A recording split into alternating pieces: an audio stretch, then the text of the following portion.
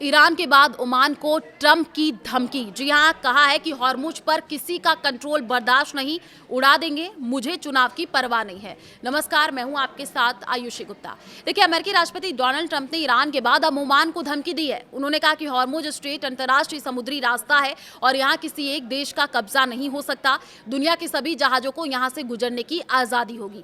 दरअसल Iran Hormuz से गुजरने वाले जहाजों से फीस वसूलने के लिए ओमान के साथ मिलकर के एक सिस्टम तैयार करने पर बातचीत कर रहा है।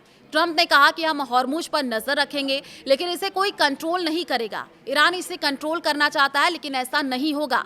यह अंतर्राष्ट्रीय जल क्षेत्र है। ओमान को भी बाकी देशों की तरह व्यवहार करना होगा, नहीं तो उसे उड़ा देंगे। इससे पहले ट्रंप ने कहा था कि ईरान को लगा था कि वो बातचीत से पीछे हट जाएंगे, लेकिन अब तेहरान के पास समझौता करने के अलावा कोई विकल्प नहीं बचा है। व्हाइट हाउस में कैबिनेट बैठक के दौरान ट्रंप ने ईरान को लगा था कि वो मुझे इंतजार करवा करके थका देंगे। उन्हें लगा कि मेरे सामने मिड टर्म चुनाव है, लेकिन मुझे इसकी परवाह नहीं है। ईरान अब सिर्फ समझौता करना चाहता है। ईरान अमेरिका डील का दावा। ईरान ने यह दावा किया कि अमेरिका के साथ युद्ध खत्म करने के लिए शुरुआती समझौता ड्राफ्ट तैयार हुआ है, जिसमें हॉर्मुज स्ट्रेट में शिपिंग बहाल करने और अमेरिकी सैन्य मौजूदगी घटाने का प्रस्ताव शामिल है। अमेरिका ने रिपोर्ट को ये बताया है कि झूठ व्हाइट हाउस ने ईरानी मीडिया के शांति समझौते वाली रिपोर्ट को पूरी तरह फर्जी और मनगढ़ंत बताया है। अमेरिका ने कहा कि दोनों देशों के बीच किसी भी तरह का आधिकारिक ड्राफ्ट तैयार नहीं हुआ है।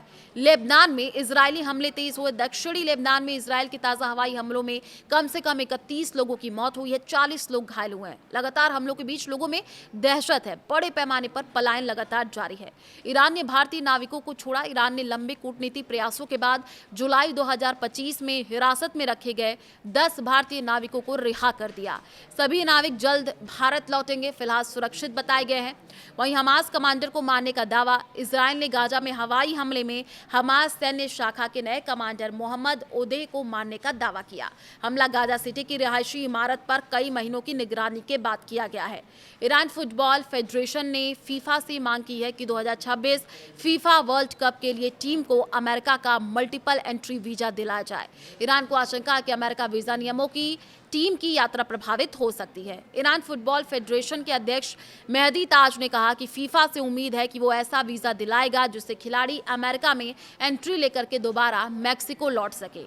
ईरानी टीम ने पहले वर्ल्ड कप के दौरान अपना बेस कैंप अमेरिका के एरिजोना राज्य के टक्सन शहर में बनाने की योजना बनाई थी, लेकिन बाद में इसे बदल करके मैक्सिको के तिजुआना शहर में कर दिया गया। मेहदी ताज ने पहले कहा था कि वो अमेरिका वीजा से जुड़ी दिक्कतों से बचना चाहते हैं और कोशिश कर रहे हैं कि टीम सीधे ईरान एयर की फ्लाइट से मैक्सिको पहुंच सके। अमेरिका और ईरान के बीच तनाव बढ़ने के बाद एशियाई शेयर बाजारों में गिरावट दर्ज की गई है। निवेशकों ने जोखिम वाली निवेश से दूरी बनानी शुरू कर दी है, जिससे कई बार रिकॉर्ड स्तर से नीचे आ गया है। अमेरिका और ईरान के बीच हालिया सैन्य टकराव के बाद MSCI EM एशिया इंडेक्स 2% से ज्यादा गिर गया है। ये एक हफ्ते से ज्यादा समय की सबसे बड़ी गिरावट रही है। सिंगापुर का FTSE स्ट्रेट टाइम्स इंडेक्स करीब 0.7% टूटा है, जबकि थाईलैंड और फिलीपींस के बाजारों में 1% से 1.8% तक गिरावट आई है। तो देखिए, अब इस तरीके की जो खबरें हैं वो लगातार आनी शुरू हो चुकी हैं। अब क्योंकि अगर हम बात करें मिडिल ईस्ट में जिस तरीके से युद्ध लगातार बढ़ता चला गया, हमने देखा कि जिस तरीके से अब कई तरीके की प्रतिक्रियाएं सामने आ रही हैं, अभी भी जो निष्कर्ष है वो निकलता हुआ नहीं दिख रहा है। इस खबर पर हमारी नजर बनी रहेगी। आप क्या सोचते हैं युद्ध के बारे में, कॉमेंट करके बताइए। नमस्कार।